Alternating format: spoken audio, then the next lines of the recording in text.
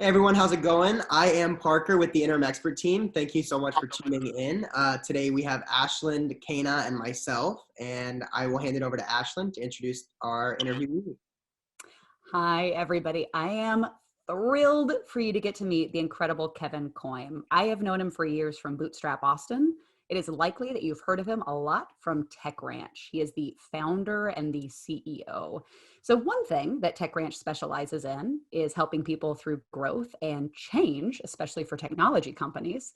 Kevin, I am incredibly curious then what you're thinking has happened in the industry thanks to this pandemic that we call COVID-19.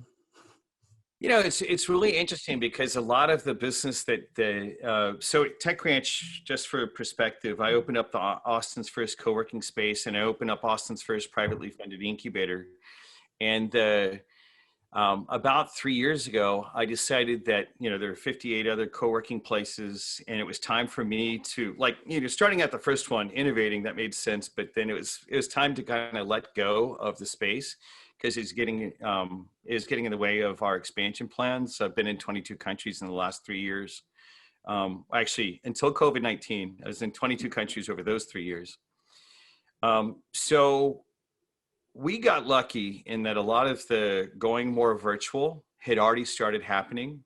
Now, I really miss having that co-working space, but the truth is a lot of our work was really to go international. And now that this has happened, I think we were well positioned. But it is true, everyone's learning how to deal with the screen, right?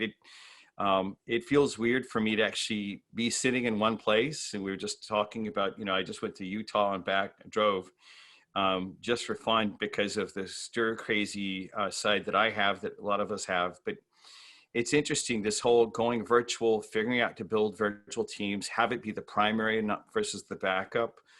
We had seen signs of this already with regards to building international, groups of entrepreneurs that are taking on problems together. Mm-hmm. So I can't say that it was too alien. Of course, I do miss the way things were, though. Well, it also sounds like you just touched on almost the inevitability of it, because working globally with so many people, it does have to be virtual teams. Do you feel like these were shifts that were going to happen regardless, or really, what do you maybe think around that? Yeah, writers have been talking about the death of distance for a long time. The death of distance has two sides to it. One of them is it created situations where we're having to compete against everyone in the world. But on the other side, it created possibilities. And I think the bigger trend that isn't recognized as much is it created more opportunities for more collaborations. Right. Part of what we're doing at Tech Ranch a few years ago was selected in the top 3 social impact incubators in the United States. And part of what we're actually saying, and sometimes I come across a little naive, but I actually really believe it, that we can solve all the world's problems. Entrepreneurs working together around the world can do that, because sometimes, like, a healthcare technology gets blocked in one country. The US is a good example of that. There's all these healthcare technologies that get blocked. But if we work with our friends in, say, Australia over here, or, Korea, the other direction, or whatever it might be, we can actually solve problems collaboratively. And I think the thing about it is, especially for those of us that have smaller organizations, these startups, we can collaborate in a way that, by recognizing the death of distance, we can do things that weren't imaginable before. Large enterprises could do it. It's like, hey, we just open up 1,000 persons, call center in the country. Well, now you can do this. I wrote a paper years ago about the micro enterprise, right? The micro enterprise is the 1 or 2 people that can take things on. There's also there's a guy named Koym that won the Nobel Prize in economics. He talks about that the price of information determines the size of the firm. He said that back in the 30s. He was recognized in the 90s with a Nobel Prize around it. We now have individuals that can build, single things, but it's because they're collaborating. That's the beautiful thing about it. The gift in COVID-19 is, it now made it socially acceptable. Yeah. I love that 60 years of recognition after the fact. It's like, well, you were right. You're ahead of your time, buddy. You're real Yeah, ahead. way ahead. Yeah, and it was been frustrating for a long time, right? To be the visionary. But yeah, it's an interesting thing. So I do think that that's the gift for us, especially those of us that choose to be entrepreneurs, that choose to be much more innovative, is we don't have to stop at the city boundaries or the country boundaries to get stuff done. It does open us up to a lot more competition, and that's why collaborating and teaming together is so critical. Yeah. Couldn't agree more. Do you feel like with your shift here, that you guys have shifted kind of more quickly than you would have otherwise towards a more collaborative global team, or do you think you guys were on the same time span that you were already? Well, for my ego, it was really hard to give up the co-working space back in 2017 when I did. And just because, people would come like literally over that period of time, tens of thousands of people would come to Tech Ranch, the physical location, not just our programs, but the physical location. So, yeah, we were on the bent about it. Now, last year in 2019, we hosted 3 different what we call innovation bridges. One with the federal government of Mexico, one with the national government of Italy, and then one with a state in Russia called Tumen, like the state and the city is called Tumen. So we were building these bridges, these international bridges. And they, the way we had them designed, you had to have a lot of people involved, and it always implied that there were going to be people flying back and forth. The one thing that has changed really rapidly is, March came, and we were planning on building 7 of the same bridges this year, and had the customers that, the ecosystems like in Australia and other parts that were saying, hey, we want to do this with you. And then all ground to a halt. And so now this thing that I'm talking about working around the world, has really gotten forcefully pushed forward. I mean, we know that you're not going to be able to easily get on an airplane. And so how do we actually do this? Now, thankfully, as an example, with our partners in Adelaide, Australia, we've done something called like virtual speed networking and some other things where it wasn't so alien. It has been difficult though, because I think everyone else has been, everyone's been up against the, what does this mean? It's kind of stepped back, the emotional crisis in this. And so I think that's just something to recognize.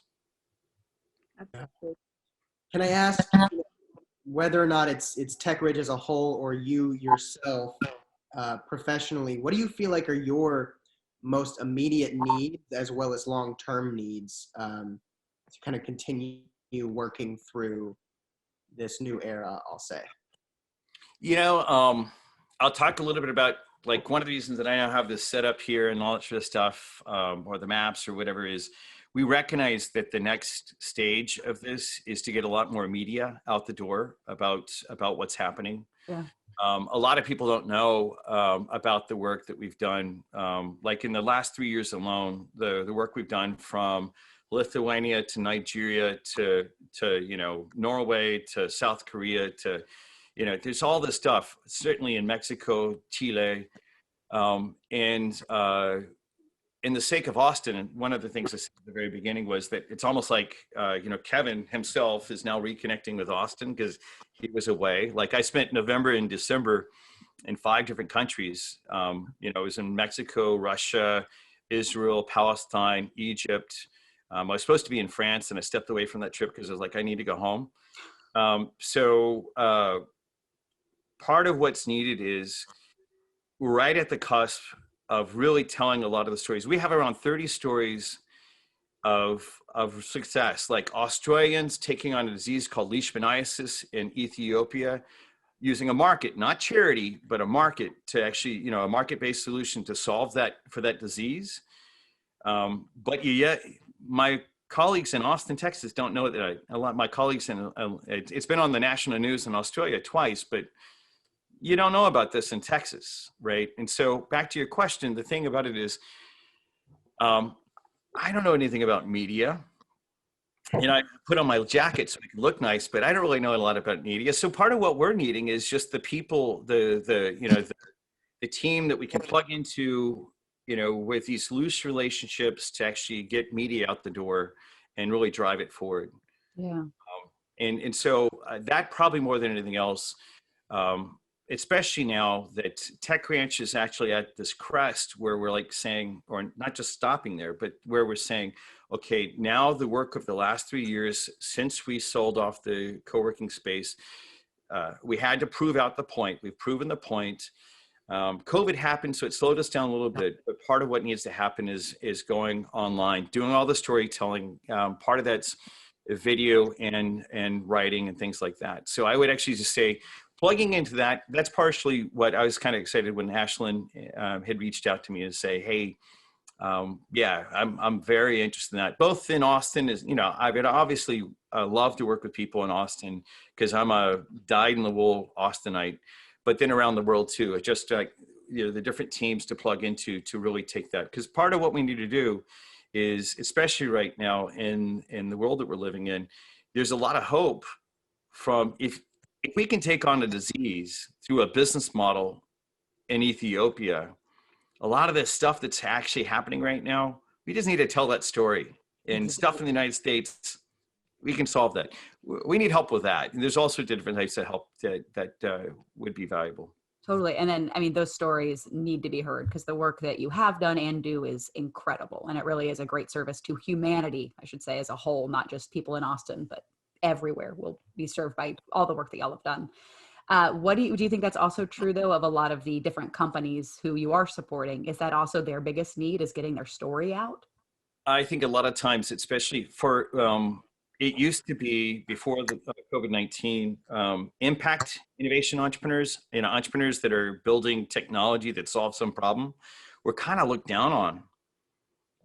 Like there's almost like a thing about it is like, one time someone called me, somewhat in jest, but also a dig, called me a tree hugger. Now I come from a heavy technology background, right? I worked for Steve Jobs straight out of college at a startup called Next. I grew up in the ranks of that. I've been on the cover of Computer World magazine, blah, blah, blah, right? And then I had a life event in 2003 that said, hey, I've got to go do something to change the world for the better. And the problem is that a lot of those impact entrepreneurs, or we say impact innovation, technology solves human need, a lot of those entrepreneurs have gotten blocked. Typical VCs don't pay attention to them as much. Actually, they didn't before COVID-19. COVID-19 has really softened them up a lot, which is great. And so, yeah, there's this whole group of entrepreneurs that are just trying to figure out how to do that because they're typically more under-resourced. Now, in our case as well, we have entrepreneurs that are not just here in Texas, but all the way, like as an example, one of my favorites, a doctor named Emmanuel Iboko in Lagos, Nigeria, who's truly saving lives on the front lines, doing inoculations and facing a lot of these diseases that, that happen there. Like a guy like that too. I mean, you're not just looking at the business from the standpoint of making money. You're also, there's a body count associated with whether or not you're engaging or not. And that's really meaningful. And a lot of times, yeah. So and I'm not just saying just about entrepreneurs in Nigeria. I'm saying this is true across the world. Across the world that we work with, whether it's Europe or Africa or Asia or Australia. Yeah, absolutely. Have you also noticed the same kind of we've seen where even the bigger companies are actually taking a larger interest in getting involved with these, as you say, impact entrepreneurs because it makes their company look better? I feel like everybody's kind of trying to grab onto that humanitarian brand right now. It's kind of like there is the people that are doing kind of impact washing, like greenwashing, and then there are people that are actually really trying to figure out what to do, right? A lot of the innovation, one of the categories of groups that we work with, and you can see it on our website, entrepreneurs, ecosystems, which means like cities, states, federal governments, or national governments. Corporations, we do have a number of corporations that come to us and say, hey, we're trying to figure out how to integrate, how do we make our supply chain healthier? How do we actually, not just sell widgets, but also sell widgets that actually matter?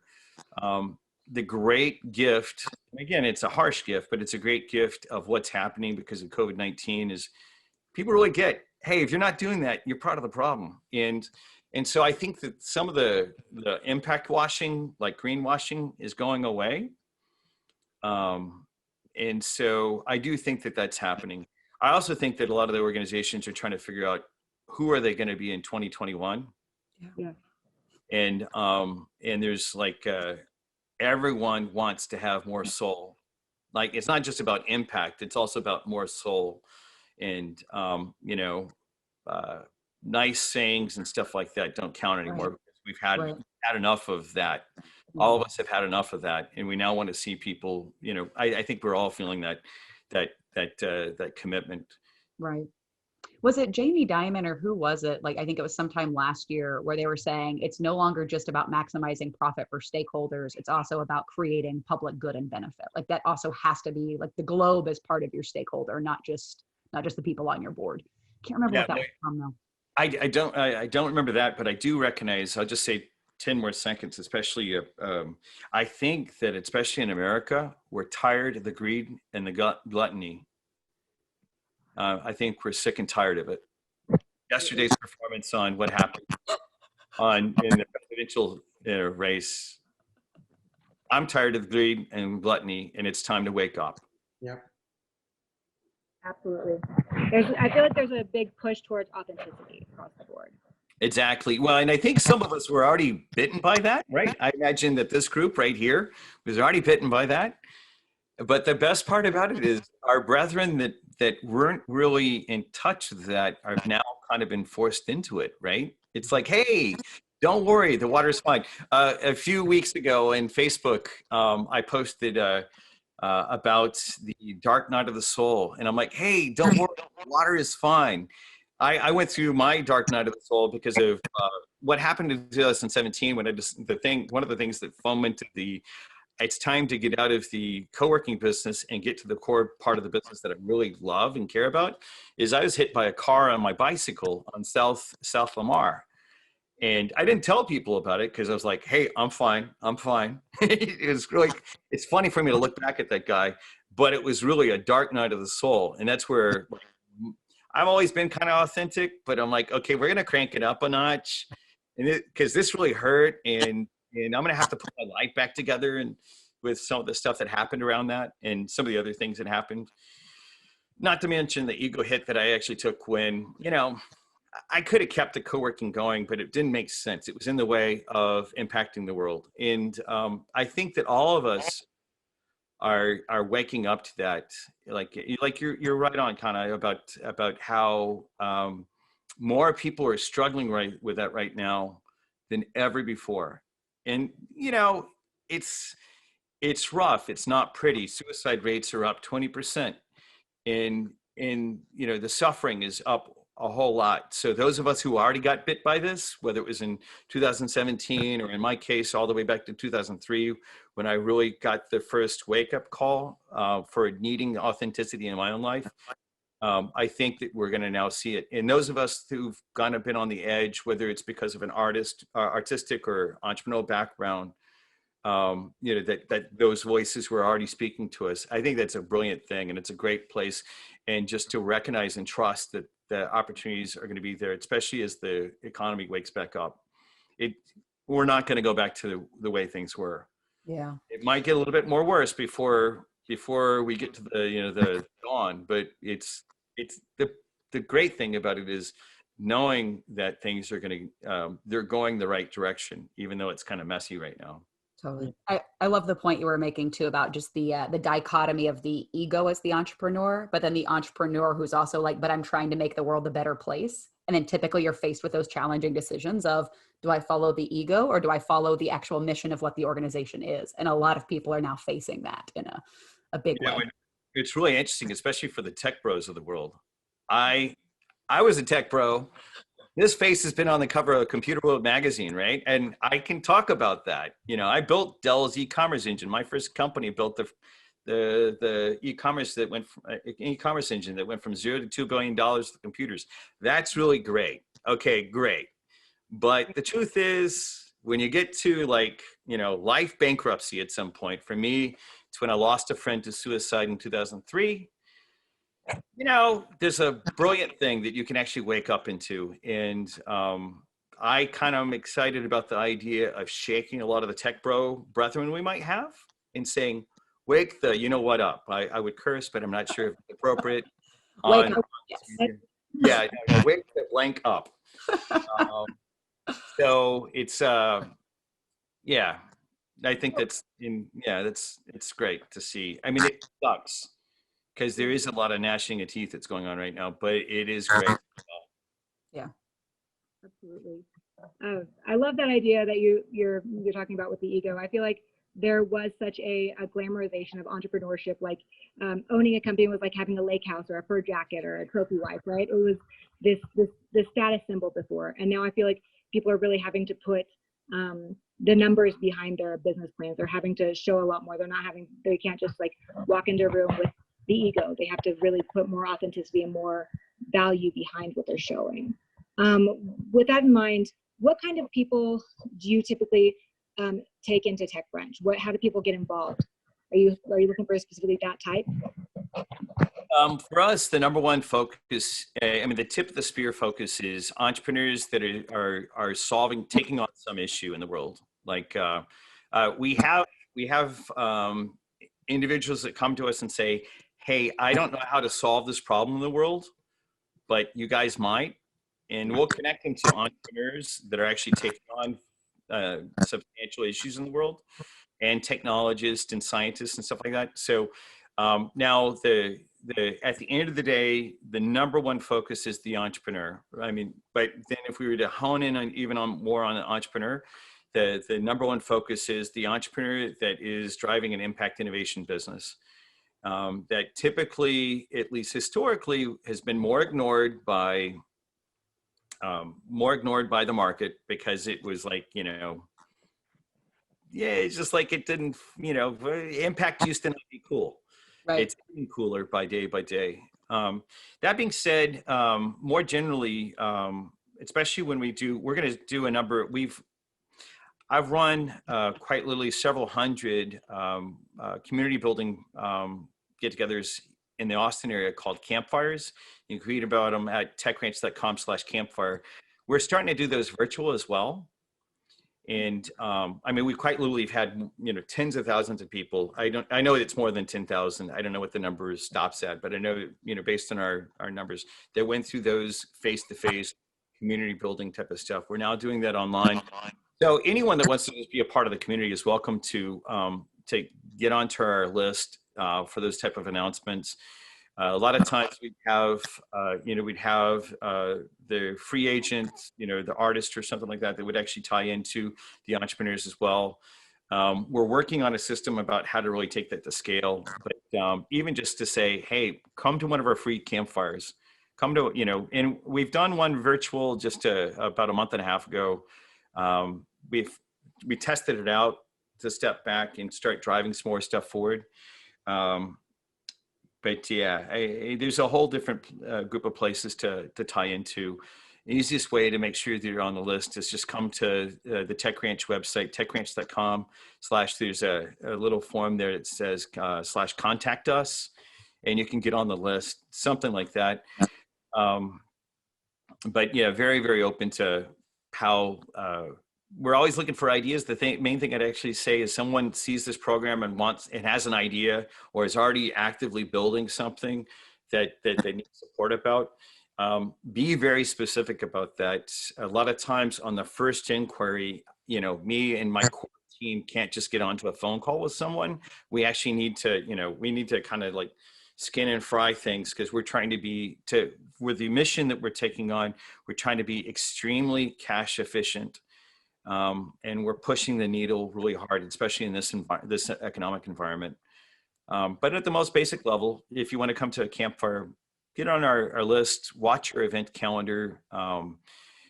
We just brought on into the core team, a PR executive who is a rock star, and I'm real excited to have her on the team, and she'll be ramping things up in a big way. Good. And getting your stories out from the sound of it. Yeah, no, that's the whole idea. It's, I'm really proud of what we've done, but it's now time to start talking about it, especially with regards to the hope that people need right now, because hope's not coming from politics. Hope's not. It's not. It's time for the entrepreneurs to rise up and solve all the world's problems. Yeah, I agree. I love that. And collaborate, as you mentioned earlier. Collaborate. Yeah, it's such a simple thing. A lot of times in the United States blindness, and I say this as a guy who's now, traveled to, like I said, just in the last 3 years, 22 countries. The US blindness is that we think that competition is what built this country, and it's not true.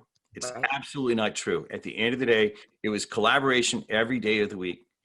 But we bought into this whole idea that competition is good, for the competition is valuable, but it's not the only thing.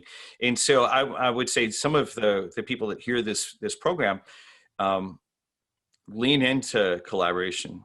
Now, a lot of times creatives actually know that, sooner than their tech bro counterparts, right? Because the tech bro guys are like, look at me, whatever. But the nice thing about the environment is a lot of them they're gonna be beaten into submission about that, which is fun. It's another way of learning. That happened to me. But employees are also starting to act up and speak out, and they're really also helping to move the direction of a company by having their voice and just expressing themselves, which is also great and encouraging. Exactly. And I feel like the best way that we implement competition is just by kind of challenge each other to be better. Like surround yourself by a group of people who make yourselves to be a better group, right? Yes. Yeah, like Matisse and Picasso are my favorite example of that, right? Picasso was giving Matisse hell from the standpoint of the different types of art, and they're going back and forth. There is something beautiful in that. There's something beautiful in that. So competition has a place. I've been practicing Japanese martial arts for the last 30 years, Aikido for the last 25 years. Now, Aikido, the number one tenet of Aikido is victory over self, right? It's not about beating the other guy. It's about developing yourself, but having strong training partners assist you in doing that. And that's critical. Exactly. And it's the humility that creates a better company overall. It's like a writer's room on a TV show versus a movie written by one guy. It's much more interesting to a big group. Exactly. That's amazing. Well, this has been absolutely awesome, Kevin. Thank you so much for joining us today. Ashlyn, Kana, do you guys have any other questions for him before we? I don't have no more questions. Just going to say, for anybody interested, check out techranch.com. Please do. Or you can follow me at Twitter at Koym, KKOYM. Our Twitter ID on TechRanch is at TechRanch. But TechRanch.com has a lot of the material. Getting on the email list is probably the best way to take a first step with us. And if there's something specific that someone wants to tie into, the form that's on that page, you can just, tell us as much as you want on that form, and then we route it to the right team member who can take action on it, whether it's in this country or someplace else in the world. So, well, thank you for your time today. It's exciting to do, and it's great to be here with y'all.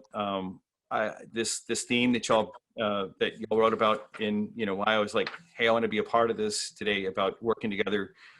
Is definitely to the core, to my core. So thank you for the opportunity, and best of luck to everyone out there. Let us know how we can help. Thank you so much for being here.